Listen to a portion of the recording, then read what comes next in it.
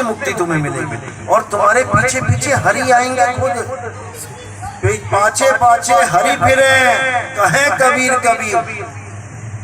ये कब होगा? जब आप इन मंत्रों को त्यागोगे, इन 52 अक्षरों को त्याग दोगे। ये 52 अक्षर देने वाले ही काल के दूत हैं, और कोई सींग नहीं लगेंगे उनके आगे कि तुम पहचान जाओगे तो काल का दूत कौन है। जो नर पड़े 52 के फेरा, सो नर जानो काल के चेहरा। और जब 52 का टूटे डोरा, सहजे छूटे काल झकोरा। फिर नहीं आए फिर नहीं जाए, सार शब्द में रहे समाये। 52 को तोड़ो और सार शब्द से सूरत को जोड़ो, तब बात बनेगी। नहीं तो ऐसे जप जप के एक दिन अल्लाह को प्यारे हो जाओगे, कुछ नहीं मिलने वाला। इसीलिए कबीर साहब ने कोई कमी नहीं छोड़ी। 52 अक्षर जोड़े आन, सकिया ना अक्षर एक पहचान। वही एक अक्षर प्रेम है, परमात्मा से असली प्रेम। एक अक्षर प्रेम का, पढ़े सो पंडित हुए, और पोथी पढ़ पढ़ जग मुआ, भयो ना पंडित। तो इसी पंडित की बात कर रहे हैं जो एक अक्षर को जाने। 52 अक्षर जोरे आन, सकिया न अक्षर एक पहचान। सत का शब्द कबीरा कहे, पंडित होए सो अनपढ़ रहे। जो पंडित होगा, असल में जो पंडित होगा, ये वाले पंडित नहीं जो मंत्रों के पीछे पड़े, पंडित होए सो अनपढ़, यानी निडर रहे, इस देह को छोड़ने के लिए हमेशा तैयार रहे। पंडित होए सो अनपढ़ है, पंडित जन को यो व्यवहार, और ज्ञानवंत को तत्व विचार। जो मंत्रों का खेल है वो पंडितों का खेल है। बच्चा पैदा होता है, चलो मंत्र जपो, मंत्र का उच्चारण करेंगे। नाम रखना है, देते रहिए मंत्र। कोई गंडमूल हो गए उसको, कोई काल सर्प हो गया, दे मंत्र दे मंत्र। शादी करनी है, दे मंत्र पे मंत्र। उसके बाद मर गया, क्रियाक्रम में दे मंत्र पे मंत्र। सब ब्राह्मण लोग बिना मंत्र के, बिना क्रियाक्रम के इसकी मुक्ति नहीं होगी। चलो ठीक है, तुमने मंत्र जप लिए, क्रियाक्रम हो गया, मुक्ति हो गई। उसके बाद फिर 13वीं आ जाती है कि भैया ये करो, नहीं तो उसकी मुक्ति नहीं होगी। अच्छा, वो पहले जो मुक्ति हुई थी उसका क्या हुआ? जो क्रियाक्रम में मुक्ति करवाई थी उसका क्या बना? अगर मैं 13वीं ना करूंगा तो मुक्त नहीं होगा वो। चलो 13वीं भी कर दी। उसके बाद 1 साल बाद फिर खड़ा हो जाता है आके, ये करो नहीं तो वो मुक्त नहीं होगा। अच्छा, 2 बार मुक्ति करवाई थी, वो कहाँ गई? फिर 1 साल बाद वाली मुक्ति होगी, फिर 4 साल बाद फिर खड़ा हो जाएगा चौरक में।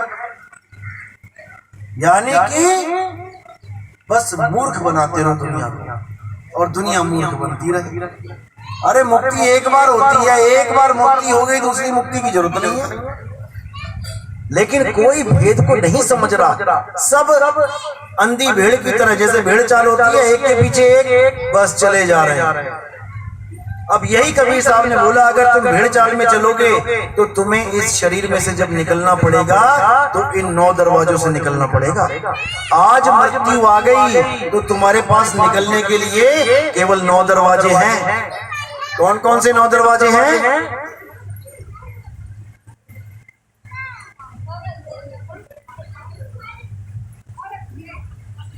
दो कान के छेद, 2 आंख के छेद, 2 नाक के छेद, 1 मुंह का छेद, और नीचे लैट्रिन बाथरूम के छेद।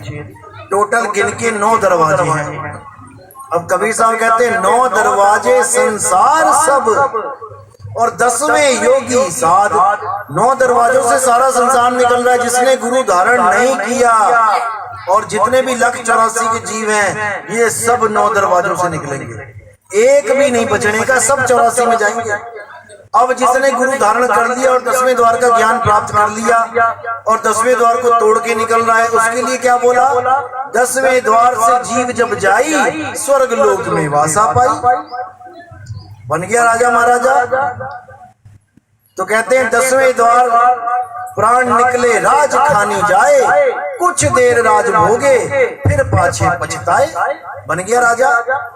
और राजा बनेगा फिर क्या होगा? तपो राज राजो नरकम, फिर नरक में चला गया।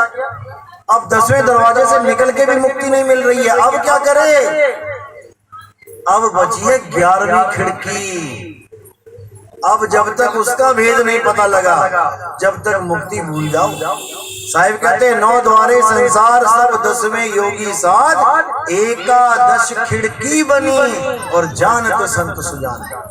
वो एकादश खिड़की क्या है? वो शब्द द्वार है, उसी को शब्द का द्वार बोला है, उसी को बोला द्वार न पावे शब्द का, फिर भटका खाए। जब तक तुम्हें शब्द गुरु शब्द द्वार का भेद नहीं पता लगा, जब तक तुम मुक्त नहीं हो सकते। इस चमड़े के शरीर में से तुम्हें एक दिन निकलना पड़ेगा और लख 84 में जाना पड़ेगा। कोई गुरु रोकने वाला नहीं है। ये गुरु लोग कहने को कहते हैं कि तुम्हारे पिताजी सतलोक चले गए, तुम्हारे पिताजी अमरलोक चले गए। तुमने देखा जाके क्या वहां पे कि पिताजी कहाँ पे हैं? केवल मीठी वाली, जैसे बच्चों को लॉलीपॉप देते ना, तुम्हें मीठी वाली गोली दी जा रही है ना। तो तुम गुरु से पूछ रहे हो कि गुरुजी सतलोक कहाँ पे है, बताओ जरा कहाँ पे है। अगर तुमने देखा हमें भी दिखा दो ले जाके, क्योंकि कबीर साहब ने कहा है लोक अलोक शब्द है भाई, और जिन जाना तिन संशय जाए। लोक अलोक शब्द है भाई, असल में सतलोक क्या है? शब्द ही सतलोक है, और कोई लोक नहीं है कि कोई आसमान पे सतलोक बनाए। कबीर साहब कहते हैं हम वासी वा देश के, जहाँ जात वर्ण कुल नहीं, और शब्द मिलावा हो रहा देह मिलावा नहीं। जिस देश में मैं रहता हूँ वहां पर देह नाम की चीज नहीं है कोई। तो तुम्हारे पिताजी कहाँ बस गए जाके वहां पे सतलोक में?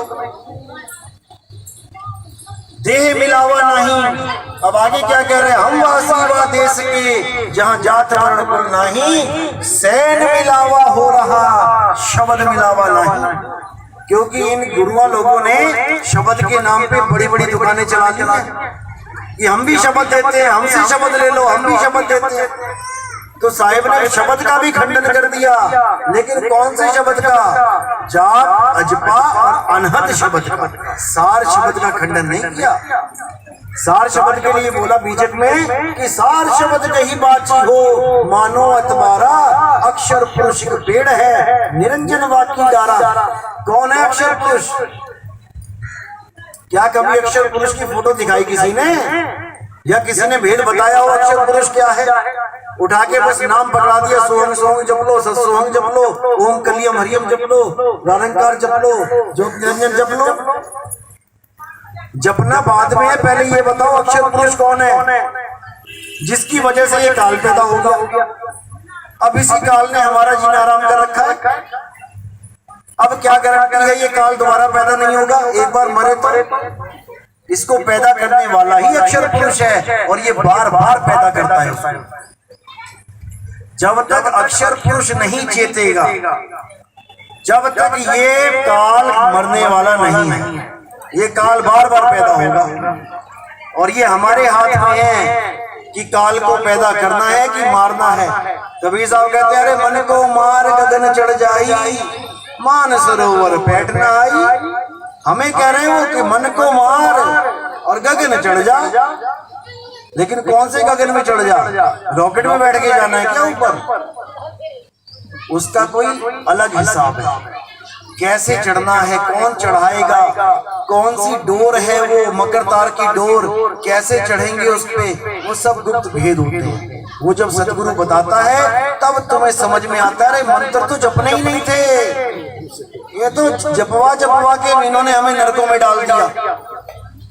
ना मैं जप में, ना मैं तप में, नहीं प्राण में, नहीं पिंड में, यानी देह में नहीं हूं मैं, और इन लोगों ने पिंड के अंदर ही परमात्मा घुसा दिया, परमात्मा को पिंड में बैठा दिया। कहते हैं तुम्हारे अंदर परमात्मा है, मेरे अंदर परमात्मा है। और जब मर जाते हो तो क्यों नहीं उठ पाते? उठाओ अपने गुरुओं को। जब परमात्मा उनकी देही में है तो क्या हो गया परमात्मा को? उठाओ, उठो गुरुजी। अगर परमात्मा गुरु की देह में है और जब वो गिर जाते हैं, मर जाते हैं, तो उनको उठा के दिखाओ ना, फिर कहाँ चला जाता है परमात्मा तुम्हारा? अरे उसमें जीव है, वो जीव शरीर को छोड़ के चला गया, इसलिए नहीं उठ पा रहा है वो। परमात्मा तो बहुत दूर की बात है, इस शरीर में जीव है, जीव की वजह से ये शरीर जीवित है। और तुमने उसको परमात्मा बना दिया कि परमात्मा देही में है। बताओ, ये 5 तत्वों, ये 25 प्रकृति, 3 का पिंजड़ा है। 5, 25, 3 का पिंजड़ा, वहां में तुमको राखे हो, तुमको बिसर गई सुध घर की, महिमा आपन भागे हो। 5, 25, 3 के पिंजड़े में परमात्मा को थोड़ी नहीं उसमें बैठा दिया काल भगवान ने। 5, 25, 3 का पिंजड़ा, वहां में तुमको राखे हो, हमको नहीं, तुमको राखे हो। तोते को पकड़ के रख दिया पिंजड़े में, अब तोते को कह रहा है कि तेरा आसमान पिंजड़े में ही है। अब जब आसमान पिंजड़े में है, तोता उड़ेगा कहां? फिर तो तोता हमेशा पिंजड़े में ही रहेगा। तो फिर क्यों कहते हैं कि पिंजड़ा टूट गया, तोता उड़ गया? अब परमात्मा था पिंजड़े के अंदर, तोता क्यों उड़ गया? अगर उड़ गया तो कहाँ उड़ गया? जब परमात्मा पिंजड़े में है, तोता कहाँ पिंजड़े को छोड़ के उड़ गया? परमात्मा रह गया पिंजड़े में और तोता उड़ गया, पता नहीं कहाँ उड़ गया। बच्चा समझ रखा है इन लोगों ने, मजाक बना लिया परमात्मा का। इसमें केवल सूरत है इस शरीर में, और वही अपने आप को जीव का आभास करती है कि मैं जीव हूं। और साथ में कौन रहते हैं? 2 लोग और रहते हैं। कौन कौन रहता है इस घर में? किसी का भी कोई घर है, वहां पे 4 जीव रहते हैं। उनसे पूछो, कोई आया, हाँ जी इस घर में कितने लोग रहते हैं? वो कहेंगे 4 रहते हैं। तो क्या 4 रहते हैं क्या उस घर में? 4 लोग तो वो है जो राशन कार्ड में रहते हैं, जिनके नाम है। बाकी कौन कौन रहता है उस घर में, गिन नहीं पाओगे। छिपकलियां रहती हैं, कॉकरोच रहता है, चींटियां रहती है, मकड़ियां रहती हैं, मच्छर मक्खी रहते हैं। उसी घर में रहते हैं जिसमें तुम सोच रहे हो कि केवल हम रहते हैं इस घर में। अब इस काया में कौन कौन रहता है? तुम सोच रहे हो मैं अकेला रहता हूँ, अकेले नहीं रहते हो। अलख पुरुष जब किया विचारा, लख 84 धागा डारा। 5 तत्व की गुदड़ी बीना, 3 गुणों से फाड़ी कीना। अब तामे जीव ब्रह्म और माया। कौन कौन रहता है इस गुदड़ी में?